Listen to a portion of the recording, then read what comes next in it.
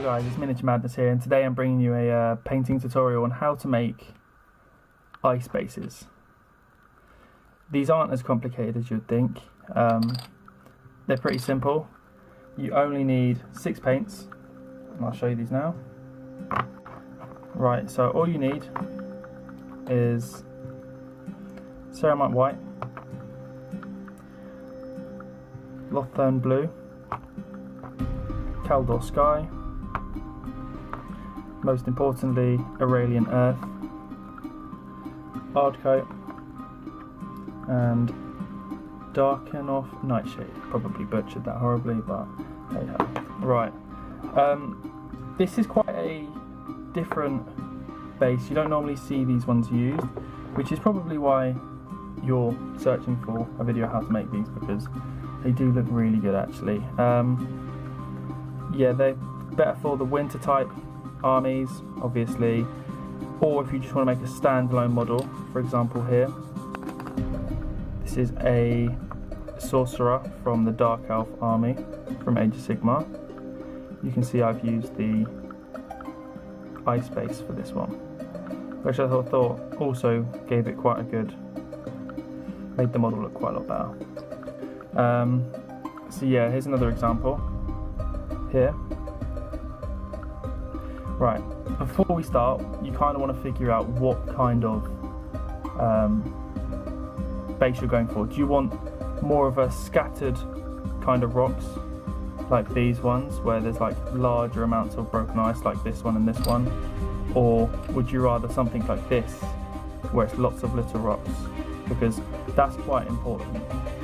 Right, okay, so starters, what you want to do, you want to get any kind of base, whether it's this big or this big, doesn't matter. What you want to do is you want to undercoat it in white, like this. Just smother it on. It doesn't need to be too thick, as long as it's not too thin. So this here will do. That's perfectly fine. Once you've done that, let it dry, and then go over it in blue. Right? This one here is probably just a little bit too thick in the blue, but it doesn't really matter as long as as long as you can see the white through it. Whereas this one's a little bit too thick. That's to make it, give it like more of a lightish kind of oceany kind of look. Like if you look into the ocean, it's not going to be just perfectly blue.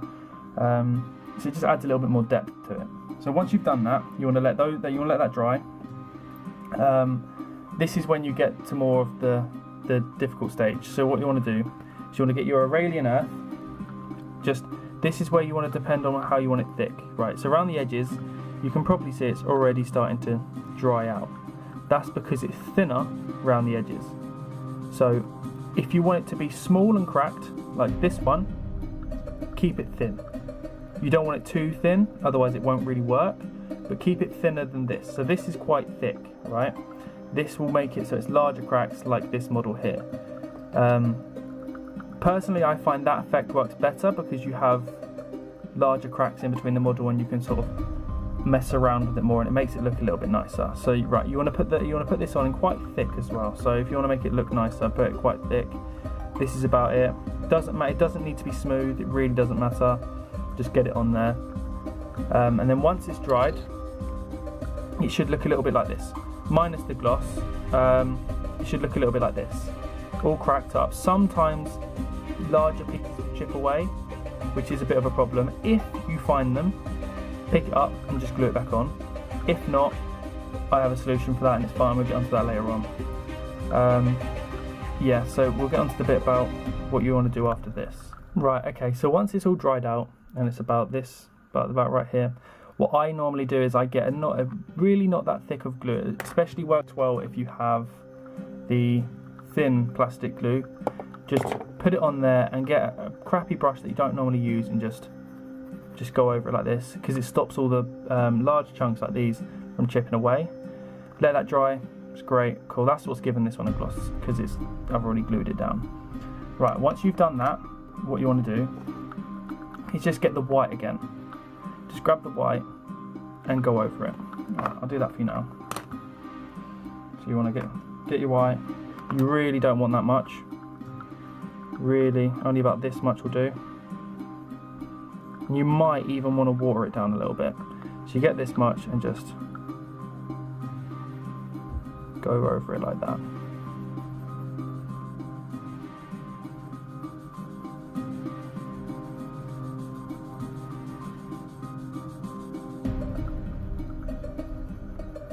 And what this will do, it will leave all the cracks in between all of the large pieces.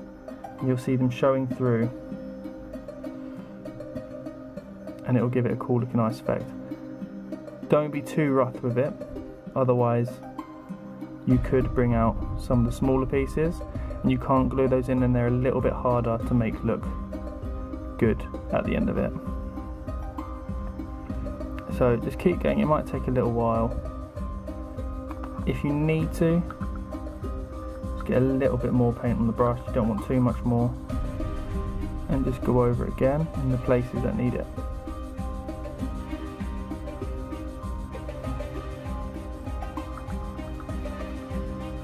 Right, okay, cool. So that's all you really need for that. Give your brush a little wash, rinse it off. Then, because you've only applied quite a thin coat, it's not really big of a problem, so you don't really need to worry about anything else just yet. So what you want to do then, you want to get your hard coat, alright? Give it a good old shake. Then you want a thinner brush like this one, right?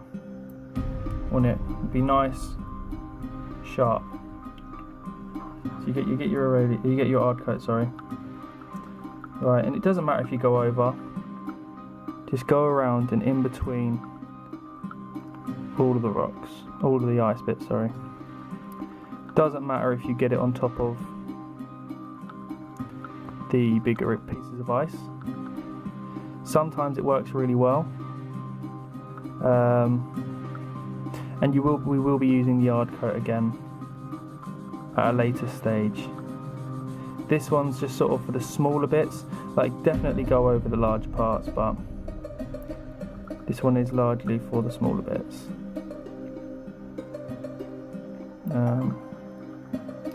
So don't forget to get around the edges. Sorry about that, I had a little bit of a technical difficulty.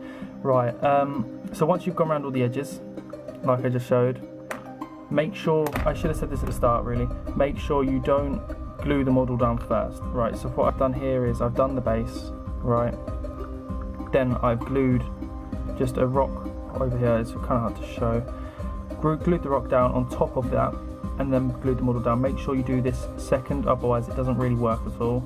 It's quite hard to do getting the Aurelian Earth to work around the model, so I do suggest you do definitely do the base before the model. Right, okay, so you've done the edges, right? It's nice and dry now, it's all sort of like soaked in. Then what you want to do is you want to get your nightshade, right? I love this paint. This paint is absolutely amazing. It's good for a lot of things. If you have an army that has like a dark blue kind of tone, this will be great for getting in the cracks. Just adds a little bit more depth to it. Right, so what you want to do is you want to get about this much. Obviously it varies how dark you want the ice. It depends on how you like it really. So what you want to do is you want to just go over it like this, and you'll already see it brings out all the cracks. That's what I love about washes. They just bring the models alive really. You just want to get it in all the cracks like this, and it turns the white into more of an icy colour. It really does sort of turn it, make the model come alive really, or make the base come alive rather.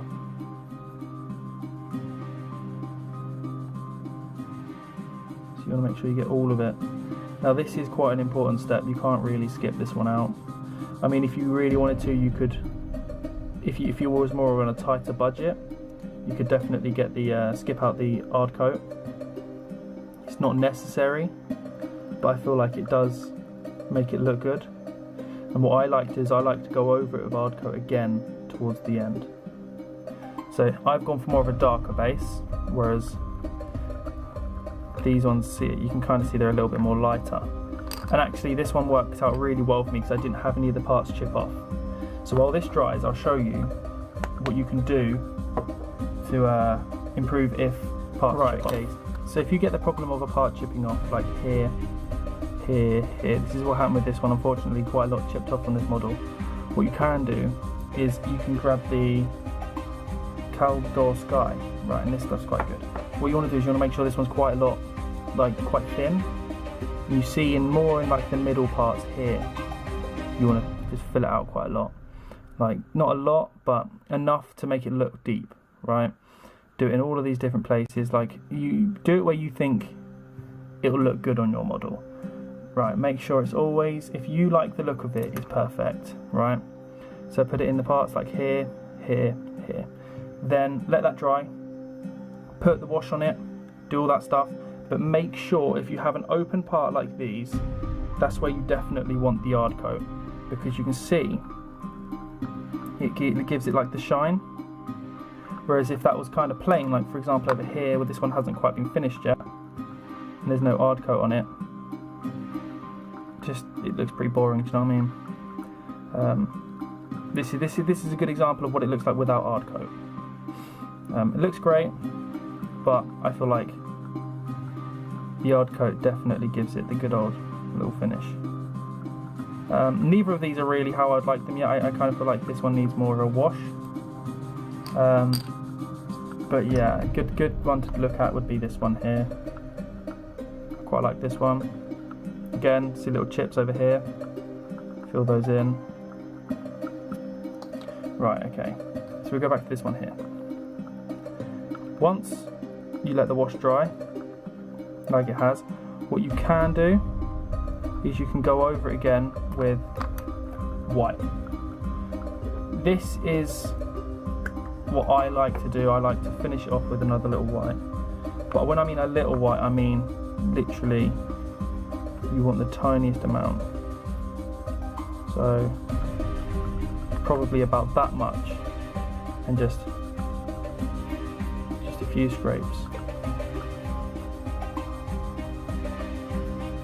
Like so.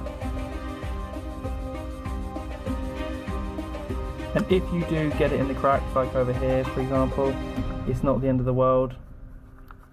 You can just make sure you put the wash back down in that area, but just try to stay away from the larger rocks and things like that, because what this does, it kind of gives it a little highlight around some of the bigger areas, and it kind of brings it up a little bit, other than it just being like really dark, which personally I don't like. So what we'll do is we'll just do this now.